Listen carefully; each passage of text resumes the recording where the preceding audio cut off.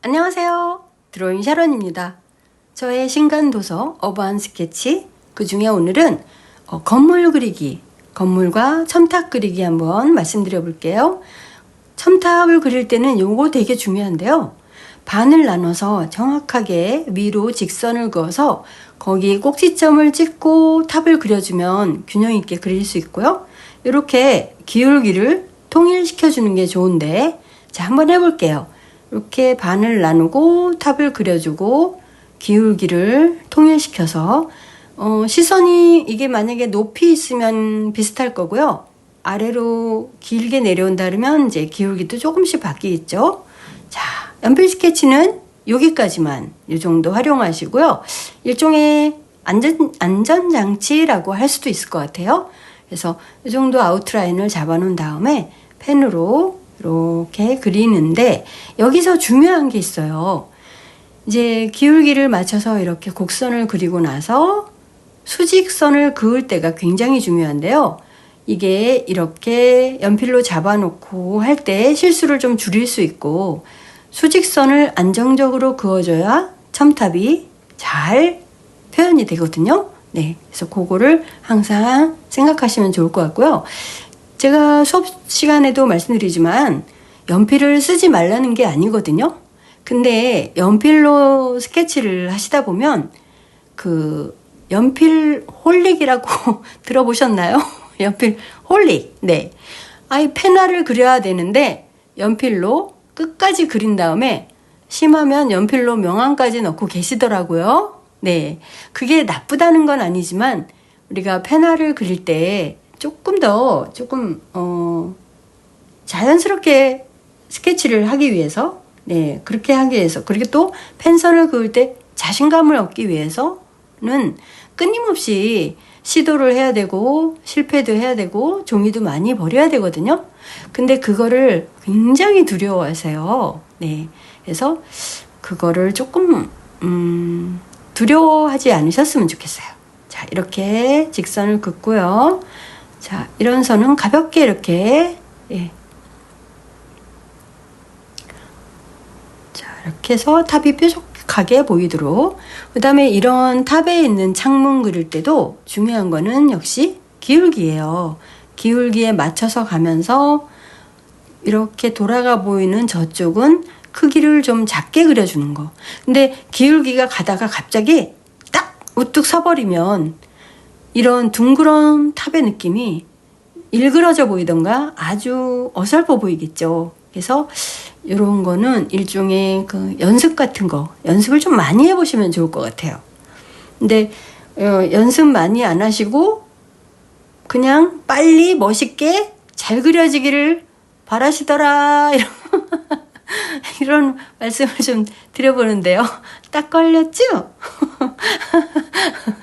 아니, 내 그림은 왜 이렇게 안 돼요? 근데 탑을 몇 번이나 그려보셨어요? 많이 그려오셔야 됩니다. 네, 연필을 그래서 이런 식으로 기울기를 맞춰서 가볍게 안전장치 선을 좀 그어놓고 그리시면 조금 더 쉽게 그릴 수 있고요. 네. 그리고 여기 지붕 이쪽에 보면 뭔가 복잡한 게 많은데 일부 생략하고 간단한, 예, 창문 위주로 이렇게 그려줄게요. 여기서도 첫째도 기울기, 둘째도 기울기. 네, 아래로 지붕이 향해 있기 때문에 창문도 전부 그 기울기를 따라가요. 네. 천천히 또 그려볼게요. 자, 이게 그래서 이런 그 외국에 나가서도 물론 그 단체 관람 안 하고 후리하게 여행하시는 분들 그게 제일 부러운데요. 그렇게 하실 때 호텔 창문을 좀 열어놓고 앞 건물 보이는 거를 눈높이 선에 맞춰서 한번 그려본다. 이런 거 생각만 해도 좀 굉장히 기분 좋잖아요. 멋있잖아요. 근데 그거 그릴 때 이제 중요한 것들이 무엇인지를 어느 정도는 내가 여기서는 보여지는 각도, 기울기 이런 것을 좀 내가 중점을 둬야 된다. 이런 생각을 좀 하시면서 그리시면 좋은데 말이죠. 네. 자, 갈매기는 이렇게 그리면 좀, 예. 그러니까 날개 하나, 그 다음에 몸통, 그 다음에 반대쪽 날개의 기울기를 달리해서 이렇게. 그러니까 삼자, 석삼자 이런 거 그리지 마시고요. 네. 양쪽 기울기를 높이를 조금 다르게 해서 그려주면 조금 더 멋지게 그려집니다. 네. 자, 스케치했고 이제 채색인데 제 팔레트를 좀 잘 봐주세요. 자, 오늘 한 3-4가지 색으로 통일감 있게 채색을 해줄 건데요. 자, 물 농도를 잘 조절해서 붓자국이 너무 심하게 나지 않게 하는 거 중요하고요. 그러니까 우리는 일단 펜선이 건물 자체 드로잉을 이미 완성도 있게 만들어 놨기 때문에 구테어 붓으로 많은 표현을 해주지는 않아도 되거든요. 그냥 그림이 좀 더 컬러풀하고 멋져 보이는 그 부드러운 이미지, 예, 이 정도의 어떤 느낌을 좀 표현하면 좋을 것 같아요. 네, 그래서 지금 제가 2가지 색 가지고 붉은 톤을 좀 강하게 해서 지붕을 넣어봤고, 또 울트라마린, 저 블루톤을 조금 더 강하게 해서 넣었을 때는 2가지의 효과를 볼 수 있는 거죠. 이렇게요. 네. 그래서 또 둘을 5대5로 섞었을 때는 이렇게 또 보라톤의 효과를 또 볼 수가 있고요. 그래서 3-4가지의 어떤 색의 패턴을 나타낼 수 있거든요. 2가지 색 가지고도 할 수 있으니까. 다음에는 건물인데요. 색을 덥석덥석 섞지 않고 이렇게 팔레트에 조금씩 덜어서 한쪽 부분 구퉁이에 필요한 만큼씩만 섞어 쓰는 거예요. 자, 그 다음에 저의 채색 방법 중에 또 하나 중요한 팁은요.